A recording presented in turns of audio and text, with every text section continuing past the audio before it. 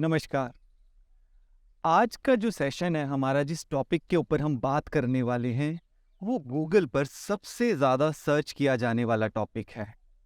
जी हाँ, mental health. Mental health की जो प्रॉब्लम है, ऐसा नहीं है कि ये अभी बढ़ गई है। पिछले कुछ सालों से हम देख रहे हैं ये सिर्फ इंक्रीजिंग ट्रेंड के अंदर है, और ख़ास तौर पे अगर हम कोविड के बाद देखें, पोस्ट पैंडेमिक देखें, तो ये समस्या काफ़ी ज़्यादा बढ़ गई है। इसमें कोई ऐसा एज ग्रुप नहीं है कि ये पर्टिकुलरली यूथ को अफेक्ट कर रही है, ये सभी एज ग्रुप को अफेक्ट कर रही है, इवन टीनेजर्स को, या जो स्कूल के अंदर बच्चे जा रहे हैं उनको भी। और ये एक बहुत बड़ा कारण है हमारा।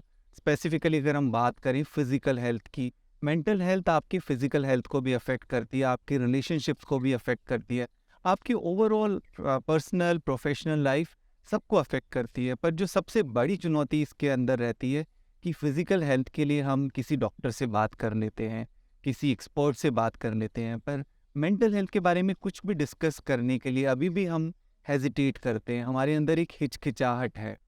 बहुत ज़रूरी है, अगर मेंटल हेल्थ कोई भी इशू होते हैं तो हम किसी एक्सपर्ट से बात करें।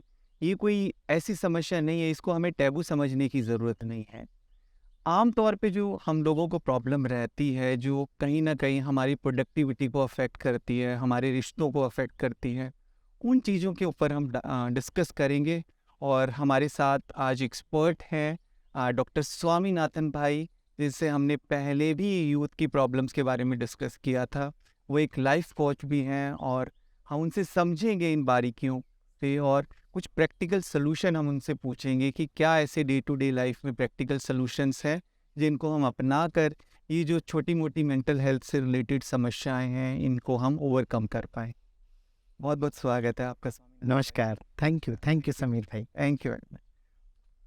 जैसा कि अभी हमने बताया कि मेंटल हेल्थ कोई एक नई तरह की प्रॉब्लम नहीं है, पहले भी लोगों को रहती थी, क्योंकि आजकल हम कोई भी डिस्कशन करते हैं तो वो पैंडेमिक से पहले और पोस्ट पैंडेमिक हम बात करते हैं। तो ये पैंडेमिक का दौर जैसे गुजरा, इसके अंदर हमने देखा कि सबसे ज़्यादा जो चैलेंज रहा या सबसे ज़्यादा टफ ये सिचुएशन रही उन लोगों के लिए जो कहीं ना कहीं मेंटली या इमोशनली उतने स्ट्रांग नहीं रहे। ज़्यादातर हम लोगों का ध्यान रहा कि हम फिज़िकल हेल्थ के बारे में बात करते रहे, और फिज़िकल हेल्थ को कैसे ठीक रखना है उन मुद्दों पर बात करते रहे।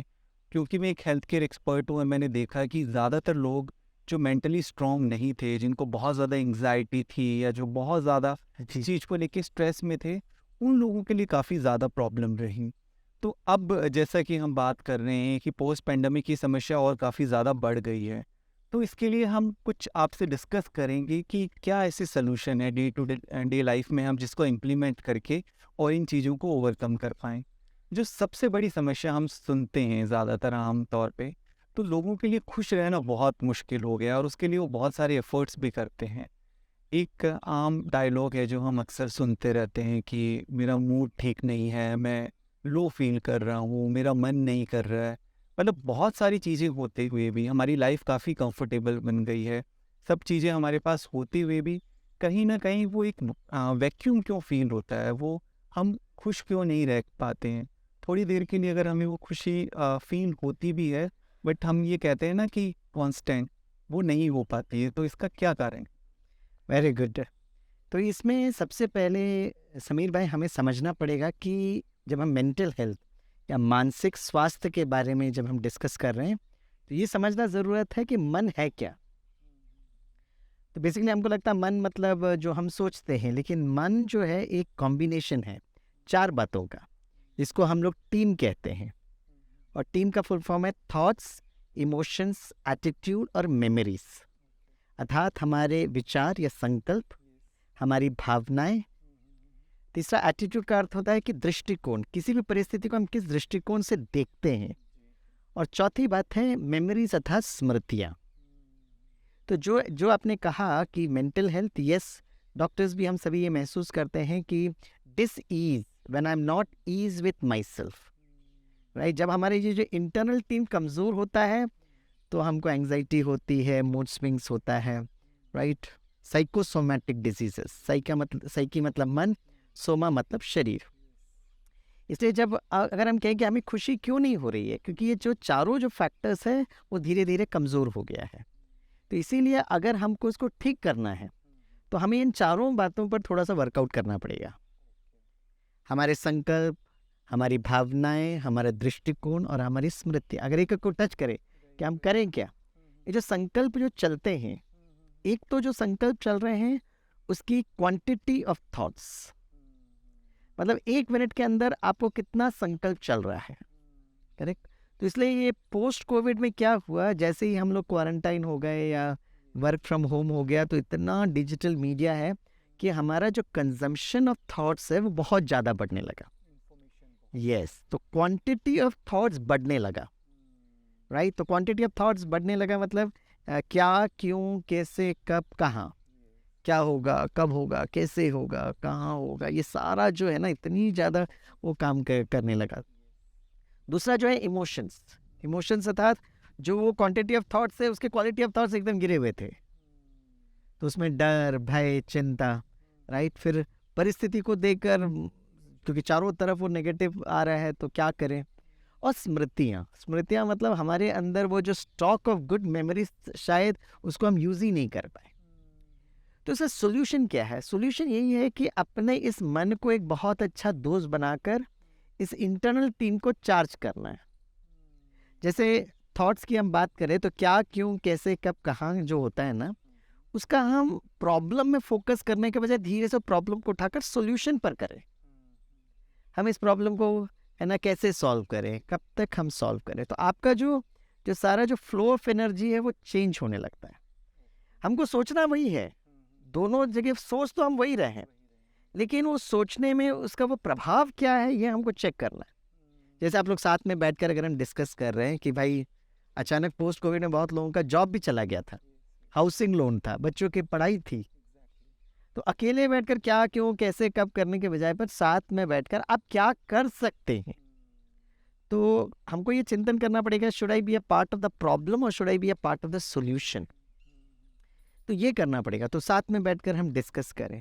और कहीं ना कहीं लगता है सबका फ्लो ऑफ एनर्जी अगर नेगेटिव है तो कहीं कहते हैं ना, energy flows from a higher potential to lower potential. तो I can take the help of somebody, एक काउंसलर की अगर हमको हेल्प चाहिए, या कोई एक स्पिरिचुअल पर्सन की ज़रूरत है, या हम कुछ किताबें पढ़ें, या अच्छे यूट्यूब मोटिवेशनल वीडियोस देखें, कहीं ना कहीं वो मन में जो संकल्प जो चल रहे हैं उसकी क्वालिटी को हम बढ़ाने के लिए हम इन्वेस्ट करें। नहीं तो अगर हम नहीं करेंगे तो वो दिन पर दिन वो गिरता जाएगा। तो इस पर हमारी प्रायोरिटी होना चाहिए। और ये कहीं ना कहीं आज अचानक ऐसा क्यों सिचुएशन आ गए और हम लोग जैसे हम हताश हो रहे थे, हेल्पलेस हो रहे थे, क्योंकि जब कोविड आया सारे संसार में, इट वाज समथिंग न्यू, एक नई परिस्थिति थी। तो उसके लिए वैक्सीन नहीं था, लॉकडाउन पहली बार बच्चों ने और सभी लोग ने सुना, तो एक नई परिस्थिति थी। लेकिन लेकिन और अक्सर करके है, एक व्यक्ति जो है किसी का एक्सीडेंट हो जाता है, उस व्यक्ति के लिए वो परिस्थिति तो नहीं होती है ना, भले संसार में बहुत सारे एक्सीडेंट्स होते रहते हैं। तो हो क्या रहा है कि बचपन से लेकर जो हमारी एजुकेशन सिस्टम है या जो लर्निंग डेवलपमेंट है, उसमें मन को कभी हम लोग ने प्रायोरिटी दी नहीं। जैसे मैनेजमेंट की बात करते हैं तो what is management? Managing main, material, money, missionary, methodology. लेकिन ये पांचों आयाम को हम तभी मैनेज कर सकते हैं when we are able to manage the sixth आयाम, दैट इज द माइंड। तो मन को कैसे मैनेज करें, इसकी ट्रेनिंग या इसकी इम्पोर्टेंस या इसकी प्रायोरिटी हमको समझ आई नहीं गई थी। अब मुझे बहुत अच्छा लगता है बताते हुए, even universities at AICT level में भी अभी हर टीचर्स का जो FDP होता है समीर भाई, उसमें ये मन के बारे में पढ़ाना और बच्चों को सिखाना एक इम्पॉर्टेंट, एक कंपलसरी सब्जेक्ट जैसे स्वीकार किया जा रहा है। तो कहीं ना कहीं जब हम अपने मन को समझने लगते हैं, उसको कैसे ट्रेन करना होगा, तो कोई भी परिस्थिति अगर आएगी तो उसको हम सहज करेंगे, क्योंकि आपको उसका skill, how to manage mind, वो स्किल आपके पास ऑलरेडी है। ये नहीं होता है जैसे अचानक किसी व्यक्ति को आप ड्राइविंग के लिए भेज दें और उसको एक्सीलेटर, ब्रेक, क्लच क्या पता ही नहीं है, उसको तो बहुत टेंशन होगा, एंड इट्स हैवी ट्रैफिक। परिस्थिति भी ऐसी होती है क्योंकि मन को मैनेज करने का स्किल हमारे पास है ही नहीं। तो वो थोड़ा सा बैठकर अगर हम सीख सकते हैं तो it will be the best one. बिल्कुल बिल्कुल। देखिए इस पे एक्चुअली हम क्यों डिस्कशन कर रहे हैं, हालांकि अभी जो पैंडमिक का दौर है हम उससे बाहर आ रहे हैं, धीरे धीरे आ चुके हैं उससे बाहर, पर हम जैसा बात करते हैं कई बार लॉन्ग कोविड की, कि उसके कई फिजिकल इम्पैक्ट थे। अभी काफ़ी लोग कंप्लेंट करते हैं कि वो वीकनेस मेरी नहीं जा रही कोविड के बाद, या कोविड के बाद कुछ और कॉम्प्लिकेशंस थी जो हम शरीर के ऊपर बात कर रहे हैं फिजिकली, बट वो मेंटल भी हमारे दिमाग के ऊपर, हमारे ब्रेन पे भी बहुत सारे ऐसे इंप्रेशन छोड़ गया है जो अभी तक नहीं निकल पा रहे हैं लोगों के। और इसी वजह से मैं समझता हूँ कि जो ये प्रॉब्लम है वो बहुत ज़्यादा ट्रिगर हो गई है और काफ़ी ज़्यादा लोगों के अंदर बढ़ भी गई है। वो उनको चीज़ों को, पुरानी बातों को नहीं भुला पा रहे हैं। पर यहाँ पर एक सवाल उठता है, जैसे आपने बताया कि स्पेशली इसके ऊपर अगर रूट कॉज है तो हमें थोड़े अपने मन के ऊपर काम करने की ज़रूरत है। इसमें सबसे बड़ा जो चैलेंज आता है, चुनौती आती है कि अगर फिजिकली कोई प्रॉब्लम है तो हम उसको डायग्नोस कर सकते हैं, उसके लिए कोई टेस्ट करा सकते हैं, उसके लिए कोई जांच कर सकते हैं। कि किसी पर्सन को अगर शुगर है तो अपना टेस्ट करा के जांच सकता है कि अभी मेरा शुगर कम हो रहा है, मेरा शुगर ज़्यादा हो रहा है, या और भी किसी भी तरह की कोई समस्या हो। पर मेंटल हेल्थ से रिलेटेड कई बार कई समस्याएं होती है जिसमें जब तक बाहरी तौर से कोई सिम्टम ना आए तब तक हम उस पर बहुत ज़्यादा काम करते हैं। या अक्सर हम बात करते हैं कि फ़िज़िकल हेल्थ को ठीक रखने के लिए कि हमने डाइट ठीक रखनी है, हमें एक्सरसाइज करनी है, अपना स्लीप मैनेजमेंट ठीक रखना है। पर मेंटल हेल्थ के लिए हम इस तरह से कोई डिस्कशन करते नहीं कि अपनी मेंटल हेल्थ को ठीक रखने के लिए डे टू डे लाइफ में क्या ऐसी हैबिट होनी चाहिए। आपने इसका सोर्स बताया कि आप जिस तरह की इंफॉर्मेशन अपने माइंड को फीड कर रहे हो, उसी तरह का फिर आपका थॉट प्रोसेस चलता रहता है कि अगर बहुत ज़्यादा आप नेगेटिव चीज़ें कंज्यूम कर रहे हो, जैसा आप बता रहे हैं, मैं समझ पा रहा हूँ। पर अब यहाँ पर ये आ जाता है कि एक वो जांच क्या करें ऐसी वाली जिससे मुझे पता लग जाए कि नहीं, ये मेरा लेवल अभी ठीक नहीं है और अभी बॉर्डर लाइन चल रहा है और मैं इस बॉर्डर लाइन को क्रॉस ना करूँ। ऐसा क्या लेवल? Right right right. जैसे फिजिकल लेवल पर आपने जैसे बताया, वैसे ही मेंटल लेवल पर हर व्यक्ति को स्वयं पता चलता है, लेकिन हाँ उसको उस व्यक्ति उसके बारे में उसका अवेयरनेस नहीं है तो उसको समझ में नहीं आता। फॉर एग्जांपल, सबसे पहली बात तो उसको लगेगा सुबह उठते ही साथ उसको उठने का मन नहीं करेगा, कुछ काम करने का मन नहीं करेगा। आम बात है, मूड ऑफ होना तो आम बात नहीं नहीं, तो ये वो हाँ हाँ, हमने उसको बहुत नॉर्मल ले लिया है। हाँ, जैसे फॉर एग्जांपल, अगर किसी को थोड़ा सा टेम्परेचर हो गया तो हमने एक टैबलेट ले लिया and we say it's normal, but it is the problem is there. अगर उसको हमने ध्यान नहीं दिया तो कुछ समय के बाद it will lead to a major problem. तो एक तो मूड स्विंग्स होगा, इरिटेशन हो रही है, गुस्सा आ रहा है, एंग्जाइटी हो रही है ना, कुछ काम करने का मन नहीं कर रहा है, भोजन करने का मन नहीं कर रहा है, रात को नींद डिस्टर्ब हो रही है, फिर रिलेशनशिप में इश्यूज है। ये this are all connected with the mind, क्योंकि इमोशंस के साथ तो जुड़ा ही है। तो इसको ठीक करना है तो ये एक अवेयरनेस होना चाहिए। अगर बचपन से उस बच्चे को सिखाया गया, आज स्वच्छ भारत में बच्चों को स्कूल में बचपन से सिखाते हैं, तो अगर वो ट्रेन में भी जा रहे हैं, मैंने देखा बहुत सारे बच्चे मम्मी डैडी को कहते हैं, मामा इसको आप डस्टबिन में डालो, क्योंकि उसको सिखाया गया है। इनफैक्ट आजकल आप सेफ्टी के बारे में इतनी ज़्यादा अवेयरनेस है स्कूल में, ट्रैफिक सिग्नल्स के बारे में, कि जैसे वो बैठते हैं तो वो कहते हैं कि भाई हमें सीट बेल्ट पहनना चाहिए या हेलमेट पहनना चाहिए। तो ये बातों पर तो अवेयरनेस करिकुलम में आ रहा है ना, लेकिन मन के बारे में अभी तक वो लेवल पर पहुंची नहीं है हम। पर अगर हम जनरली ऐसा बात करते हैं, किसी पर्सन को देखते हैं आमतौर पे जो बहुत ज़्यादा खुश है और मतलब उतना डे टू डे लाइफ में इस तरह की वर्ड्स यूज़ नहीं करता है कि अब मुझे प्रेशर है या मैं थोड़ा सा टेंशन में हूँ, बहुत वर्कलोड है, थोड़ा उसके फेस पे जब तक ये चीज़ें दिखते नहीं तो लोग समझते हैं ये ज़्यादा काम करता नहीं है, ये हार्ड वर्किंग नहीं है। हाँ था तो उसको वो नॉर्मल नहीं समझते कि अगर कोई उसको, वो कहते हैं कि इसका बड़ा कैजुअल एटीट्यूड है। तो उसको आप कैसे देखिए ना, वो वही तो है ना, नॉर्मल की जो डेफिनेशन है वो समाज चेंज करता जा रहा है, तो हम भी उसके हिसाब से चलते जा रहे हैं। आज से करीब 15-20 वर्ष पहले डायबिटीज़ या कैंसर आ जाता था पूरे फैमिली में, तो it use to make great news. आजकल डायबिटीज़, कैंसर, हार्ट का प्रॉब्लम, हमने कहा इसको नॉर्मल नॉर्मल करके लेके जा रहे हैं ना, ये तो हमारे ऊपर है। इसे कहीं ना कहीं अब पब्लिक को, बिकॉज पोस्ट कोविड में पब्लिक भी इस बात को महसूस कर रही है, तो हमारी जो कार्य कुशलता है, कार्य क्षमता तो बढ़नी चाहिए। इसका मतलब ये नहीं कि मैं खुश हूँ तो मतलब मैं कुछ काम नहीं कर रहा हूँ, नहीं। जो व्यक्ति खुश होता है वो रचनात्मक भी होता है, उसके इंटरपर्सनल रिलेशनशिप बहुत अच्छे होते हैं, और वो हर जगह उसमें उमंग, उत्साह, एंथुजियाज्म, राइट, वो बहुत खुशी से वो काम करता है। हाँ, वो 5 घंटे का काम है, वो 3-4 घंटे में उसको कंप्लीट करेगा, करेक्ट, और ये उसके भाई वर्क परफॉर्मेंस में नज़र भी आएगा। तो कहीं ना कहीं आप लोगों को इस बात की अवेयरनेस, ये जागृति होना बहुत बहुत ज़रूरत है। तो उसके लिए जैसे शरीर के लिए हम व्यायाम करते हैं, शरीर को हम अच्छा पौष्टिक भोजन देते हैं, उसी तरह हमें मन को भी एक अच्छे विचार देने का एक सिस्टम हमको इंटीग्रेट करना पड़ेगा। 24 आवर्स में, 24 घंटे में आप 23 आवर्स आप स्वयं के लिए, ऑफिस के लिए, परिवार के लिए, समाज के लिए, सबके लिए करिएगा। लेकिन 1 घंटा अपने मन को आप ये फिक्स करिएगा, that should become a part of your lifestyle, कि मैं सारा दिन में मन को मैं चार्ज करने के लिए कौन से मैं भोजन दे रहा हूँ। It could be anything which you like, may be reading a good book या लिसनिंग टू समथिंग, कुछ ना कुछ तो आपको अडॉप्ट करना ही पड़ेगा। तो एक तो मन के लिए भोजन, दूसरा मन का एक्सरसाइज भी करना बहुत ज़रूरत है। जैसे शरीर के लिए आप व्यायाम करते हो, उसी की तरह मन का exercise is the technique of meditation also, कि थोड़ा समय अपने, और मेडिटेशन का एक प्रक्रिया है जो आप सीख सकते हैं। You can follow any school of thought, but मैं पिछले 27 वर्ष से I am associated with Rajyoga meditation, जो बहुत एक एंशिएंट मेडिटेशन है। तो उसमें बहुत सिंपल है, सबसे पहले अपने आप को रिलैक्स करें और मन में जो संकल्प चल रहे हैं उसको बस ऑब्जर्व करें थोड़ा। हम इमीडिएटली युद्ध करना आरंभ करते हैं, तो मन में जो बस बैठ कर डिटैच्ड ऑब्जर्वर, मन में जो थॉट्स चल रहे हैं उसको वो चल रहा है उसको ऑब्जर्व करें, और धीरे से उस मन की क्वालिटी को देखते हुए अब आप उसको धीरे से, आपको लग रहा है ये डर की तरफ जा रहा है या इनसिक्योरिटी की तरफ जा रहा है, पता नहीं क्या होगा, तो धीरे से वहाँ पर आपका ये जो नरिशमेंट ऑफ थॉट हुआ ना, वो थॉट्स को यूज़ करते हुए उसको आप एक नई दिशा की तरफ लेकर जाए। One day everything will be okay, सब ठीक हो जाएगा। मेरे अंदर मैं वो पुरुषार्थ कर रहा हूँ, वो मेहनत कर रहा हूँ जिसके कारण ये प्रॉब्लम सॉल्व हो सकती है। अगर बाई चांस किसी का जॉब चला गया, पता नहीं जॉब चला गया, मैं क्या करूँ सोचने के बजाय पर चलो मैं ढूंढता हूँ, चलो 1 महीना ढूंढा, 1 साल हुआ नहीं मिला, ओके लेट मी सी, अब जॉब ढूंढ के नहीं मिल रहा है, okay can I start something on my own. कुछ तो सॉल्यूशन की तरफ आपके मन को तो संकल्प करना ही पड़ेगा। चलो 1 बार हुआ, 2 बार हुआ, तीसरा, चौथे बार भी हमको रुकना नहीं है, करते रहना है। ये तभी हो सकता है जब आपके मन के अंदर वो क्वांटिटी ऑफ थॉट का, पॉजिटिव थॉट का स्टॉक हो।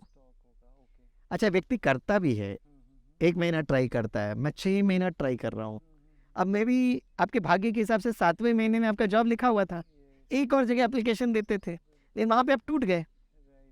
तो आपको ये परसिस्टेंस करना पड़ेगा, और एक बार आपको अच्छे संकल्प लेकर आने का वो हैबिट आ गया ना, then it will become very easy, फिर आपको इतना मेहनत नहीं लगेगा, it will become much more easy. बिल्कुल बिल्कुल। पर कोविड में जैसा हमने देखा ज़्यादातर, और लोग आजकल चाहते भी ये सब कुछ फास्ट हो।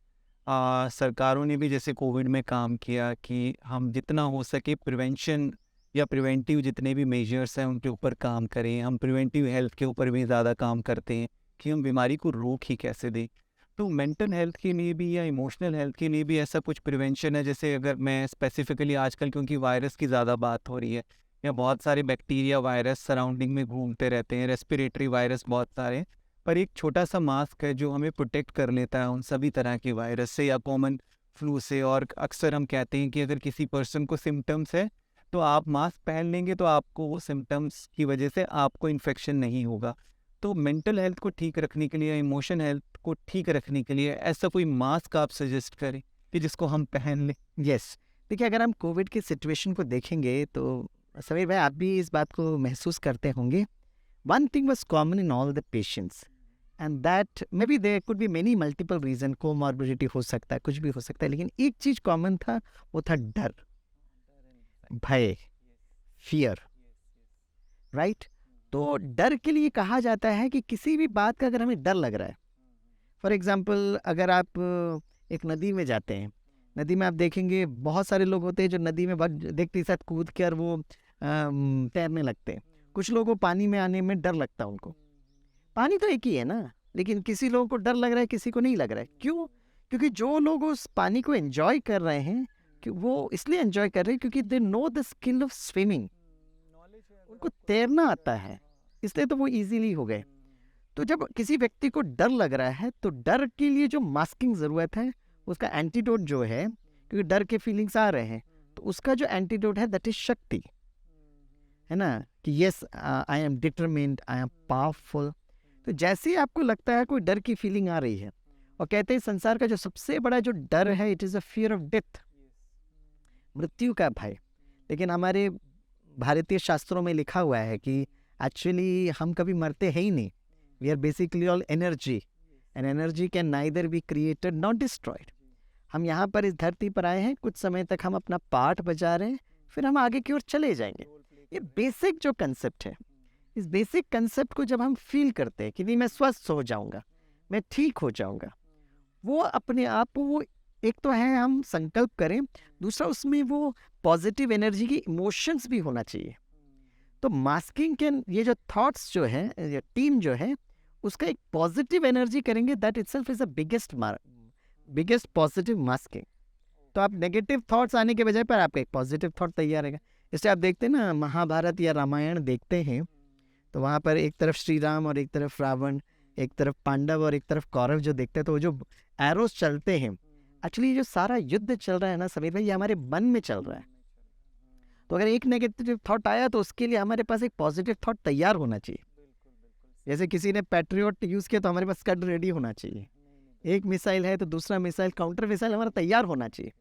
तो जैसे हमें तो फिजिकल लेवल कोई क्राइसिस को या वॉर को हम लोग मैनेज करते हैं, एट द इंटरनल लेवल भी हमारे पास एक स्टॉक तैयार होना चाहिए। जैसे कभी कभी लगता है ना, लोग लाइफ इंश्योरेंस ले लेते हैं, म्यूचुअल फंड पे रखते हैं। क्यों रखते हैं? क्योंकि भाई in times of emergency it can be of use, वो यूज़ कर सकते हैं। तो उसी प्रकार हमारे पास ये थॉट्स, इमोशंस, एटीट्यूड्स और मेमोरीज का एक अच्छा स्टॉक तैयार रखना चाहिए। तो कोविड ने हमें क्या सिखाया कि हमारे पास स्टॉक नहीं था। स्टॉक नहीं होता तो अचानक हम सबको प्रॉब्लम हो गई। अब हम, क्योंकि हम ये जान चुके हैं, अब हम अपने स्टॉक को बढ़ाएं, थोड़ा समय हम इन्वेस्ट करें इसके लिए। ये एक मास्किंग की तरह आपका काम करेगा, और वो आपने अगर एंट्री लेवल पे ही रोक दिया तो फिर आपको नेक्स्ट लेवल तक बहुत ज़्यादा उसको स्ट्रगल करने की ज़रूरत है। एग्जैक्ट, पहले आपने उस वायरस को अंदर किया, फिर Correct. उसके बाद आपके इम्यून सिस्टम ने फाइट किया, करेक्ट। तो एक लंबा प्रोसेस है। क्योंकि समीर भाई पोस्ट कोविड के बाद ना अभी भी बीच बीच में गवर्नमेंट अचानक अनाउंसमेंट करती है कोविड के केस बढ़ रहे हैं, तो कोविड खत्म नहीं हुआ। अच्छा, इसके साथ साथ युद्ध भी चल रहा है, उसके साथ साथ फिनेंसेस की भी हालत है, आजू बाजू के कंट्रीज की हालत खराब है, पॉलिटिकल इंस्टेबिलिटी हो रहा है, सब जगह जो है ना, जो दुनिया का अगर हम सिचुएशन देखेंगे तो एंट्रोपी था, डिसऑर्डर बहुत बढ़ रहा है। तो आज का सिचुएशन जो है, आज तो हम फिर भी ठीक है, कल का क्या होगा पता नहीं है, राइट? तो कल के सिचुएशन के लिए आज हम बैठकर अपने इस पॉजिटिव टीम के स्टॉक को हम बढ़ाएं।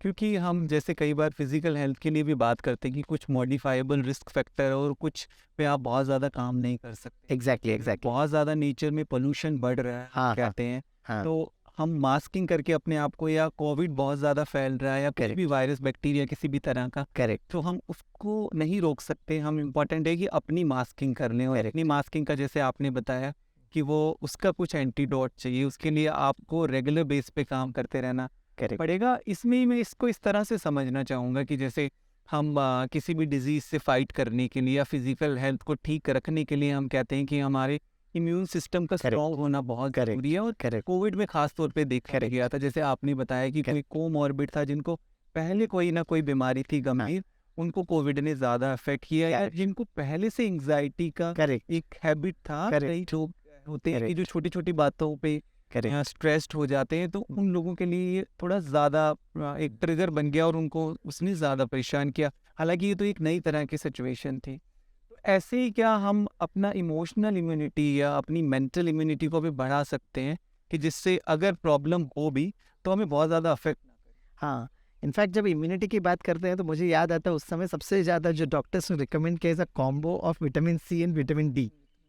तो मुझे लगता है आज की परिस्थिति में विटामिन सी का मतलब होता है cheerfulness, and D means determination.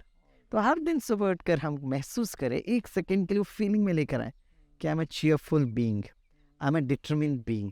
अपने आप को इमोशनली अपने आप को समझाना पड़ेगा, और हमारे अंदर वो ये सारी दिव्यता और ये सारे दिव्य गुण ऑलरेडी हमारे अंदर है। तो all positive emotions are there inside me. अब ये नेगेटिव इमोशंस इतना उस पर डालते जा रहे हैं कि वो मर्ज हो गया, उसको बस इमर्ज करना है। And it is one single thought ahead, I am a happy being, I am a powerful being, I am a healthy being. जैसे ही आपने बोला तो आपका शरीर उसी हिसाब से है ना बिहेव करने लगेगा। यस, पर मुझे लगता है इसको हमें कंसिस्टेंट करना बहुत ज़रूरी है, क्योंकि कई बार अक्सर ऐसा होता है, जैसे विटामिन डी या सी की जो भी हम बात कर रहे हैं, कि कि उस समय जब कोविड था तो उस समय हमें लगा कि अच्छा अभी हम अच्छी डाइट ले लें या सप्लीमेंट ले लें तो हमारे लिए ठीक होगा उस समय। हाँ, पर या उस समय अगर कोई ऐसी चीज़ करते हैं आई थिंक वो ज़्यादा काम नहीं आएगा जो पहले से हम एग्ज़ैक्टली, अपना कर रहे हैं। राइट, मुझे राइट। लगता है इमोशनल मेंटल हेल्थ के लिए हमें रेगुलर काम करना पड़ेगा। सिचुएशन के समय अगर हम उस पे कुछ काम नहीं, करेंगे तो आई नहीं। थिंक वो उतना ज़्यादा इफेक्टिव नहीं एग्ज़ैक्टली, होगा। एग्ज़ैक्टली। तो आप इसी चीज़ को कहना चाह रहे हैं। एक और इसमें मैं साथ के साथ जोड़ना चाहूँगा कि सबसे बड़ी प्रॉब्लम जो है वो ओवर थिंकिंग की है। या यूथ की भी बात करें या किसी की, तो ओवर थिंकिंग को मतलब उसका एंटीडोट क्या रहेगा? उसको ओवरकम करने के लिए हम क्या कर सकते हैं? देखिए, क्वांटिटी ऑफ थॉट्स को कम करने के लिए नींद एक बहुत सुंदर वो है कि जब हम सोते हैं तो हमारी क्वांटिटी ऑफ थॉट्स एकदम कम हो जाती है। तो वो जो ओवर थिंकिंग को कम करने के लिए बहुत सिंपल वे है, अपनी क्वालिटी ऑफ थॉट्स को बढ़ाएं। जैसे आपने क्वालिटी ऑफ थॉट्स पर फोकस किया, आपका क्वांटिटी ऑफ थॉट्स अपने आप कम होने लगेगा। उसका सोर्स क्या रहेगा? तो बस वही मैं कह रहा था पहले भी कि क्वालिटी ऑफ थॉट्स को बढ़ाने के लिए I am peaceful, I am stable, ये बस थॉट को लेकर आए, एक जस्ट वन सिंगल थॉट। हाँ, लेकिन सिर्फ थॉट को क्रिएट नहीं करना है, उसको महसूस भी करना है।